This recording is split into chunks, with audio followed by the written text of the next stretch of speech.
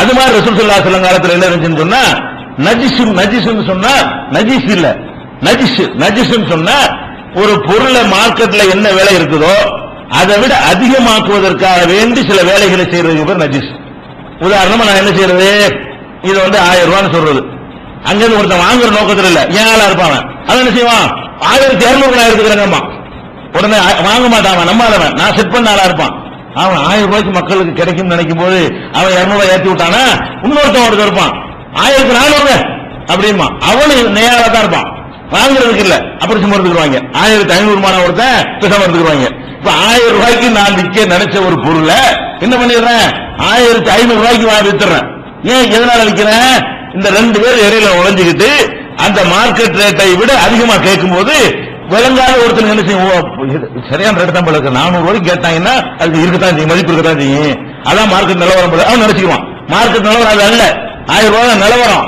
ஆனா சபையில வச்சு விடுறான் 400 பதினெட்டு கேட்கும்போது என்ன செய்வான், எல்லாம் பதறாங்க, கிடைக்காது போல இருக்கு, இன்னைக்கு வாங்காட்டி கிடைக்காது நினைக்கிறேன், 200 அவன் 400 நம்ம 500 கொடுத்து அமைக்க போடுவோம், அப்படி புத்திசாலி நினைச்சுக்கிட்டு அவனுக்கு இருக்காங்க அவங்க, அவன் நினைக்கிறது நம்ம புத்திசாலி தன்னை தான் நினைச்சுக்கிட்டு உடனே ஒரே நமக்கு அமைக்கிட்டு சந்தோஷமா வாங்கிட்டோம்ல, ஓட்டி போட்டாங்க. கடைசியில் போய் பஜார்ல விசாரிச்சா 1000 ரூபாய்க்கு சிசின்னு கிடக்கும், வேற பஜார்ல போய் கேட்டீங்கன்னா 1000 ரூபாய்க்கு நீ வாங்கிக்கிறேன் நான் வாங்கிக்கிறேன்னு கிடக்கும். அப்ப இதுக்கு பேர் நஜிஸ்னு சொல்றது.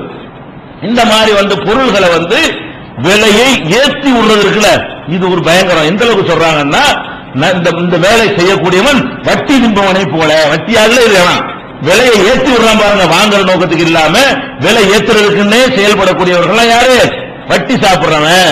அவ்வளவு வேணாங்க. இப்ப ட்ரெயின்ல உங்களுக்கு டிக்கெட் வண்டி இருக்கு, இன்னைக்கு போய் கேளுங்க, புக்கா இருக்கு, எல்லாமே எல்லாம் பாசஞ்சரா புக் பண்ணிருக்கான் இல்ல, இன்னைக்கு தேதியில டிக்கெட் இன்னைக்கு வேணாம், 2 மாசம் கழிச்சு உள்ள தேதிக்கு நீ எடுத்துட்டு பார்ப்போம். 2 மாசம் கழிச்சு இந்த சனி ஞாயிறு தேதிகள்ல ஏதாவது டிக்கெட் இருக்கான் ரயில்வேல கேளுங்க, இல்லன்றான். ஏன் இல்ல, அவ்வளவு புக் ஆயிடுச்சுமா, அவ்வளவு போறவன புக் ஆகிருக்கான், பிரயாணியை புக் பண்ணி வச்சிருக்கான் கிடையாது.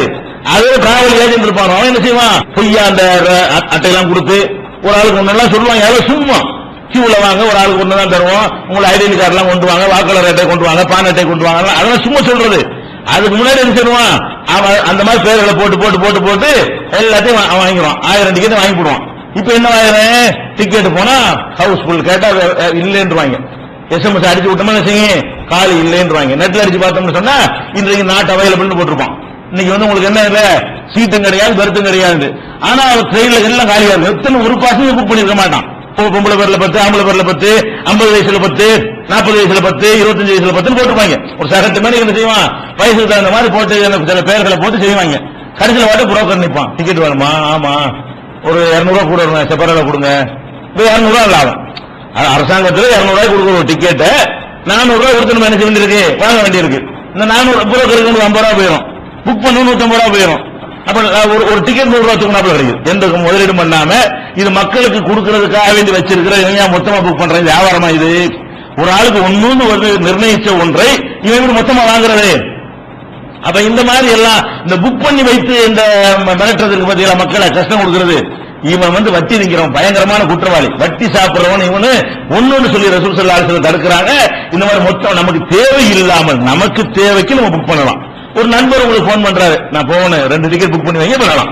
ஒன்னு உங்களுக்கு போய் புக் பண்ணுங்க, அல்ல உங்களுக்கு தெரிஞ்ச ஒரு ஆளு, நண்பர், கூட்டாளி, சொந்தக்காரங்க, மாமா, மச்சான், இது பிசினஸா இல்லாம அவங்களுக்கு ஒரு ஹெல்ப்புக்காக நீ என்ன செய்யலாம், போய் புக் பண்ணி வைக்கலாம்.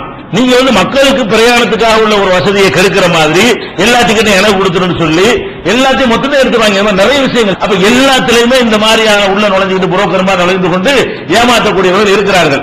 அதுக்கு தான் ரசூல் ஸல்லல்லாஹு அலைஹி வஸல்லம் சொல்றாங்க, விலை ஏற்றி விடாதீங்க, எக்காரணத்தை கொண்டும். விலை ஏற்றுறதுக்கு நாம காரணமா இருக்கும். நம்ம போய் நுழைஞ்சதுனால் விலை ஏறுமாக இருந்தால் ஒரு முஸ்லிம் அந்த தொழில் பண்ணக்கூடாது. நம்ம நுழையிறதுனால என்ன செய்யுது, 200 ரூபாய் டிக்கெட் 500 ரூபாய்க்கு ஒருத்தனுக்கு போகுதுன்னா அது என்னது, நீ விலை ஏற்றதானே செய்யற, அவனுடைய விலை அதுவா, அவனுடைய கட்டணமே அதுவா. அரசாங்கமே லாபத்தோட ரயில்வே கோடி கோடியா லாபம் சம்பாதிக்கிறான். அப்ப இந்த 200 ரூபாய் கட்டணத்துல டிக்கெட் தருவதுல அவனுக்கு கோடி கோடியா லாபம் கிடைக்குது. அப்ப அதுக்கு மேல 200 ரூபாய் என்னடா அது, யோசிக்க வேணாமா? அப்ப 200 ரூபாய்க்கு மக்களுக்கு கிடைக்க இருப்பதை 400 ரூபாய் ஆக்கினால் அது எப்படி ஹலாலாகும்? இது தொழில் சொல்ல இயலுமா இத? அப்ப மக்களை ஏமாத்து எந்த வகையில இது என்ன ஏமாத்துன்னு ஒளிஞ்சு எப்படி உலகத்தை கற்பனை பண்ணி பாருங்க. அதான் ரசூல் ஸல்லல்லாஹு அலைஹி வஸல்லம் சொல்றாங்க, லா தனாஜசு, விலையை ஏற்றி விடாதீர்கள், அந்த வேலையை மட்டும் செஞ்சிடாதீங்க. அதே மாதிரி நஹா ரசூலுல்லாஹி ஸல்லல்லாஹு அலைஹி வஸல்லம் அனின் நஜிஸி, விலை ஏற்றி விடுவதை விட்டு ரசூல் ஸல்லல்லாஹு அலைஹி வஸல்லம் அவர்கள் தடை செய்தார்கள்.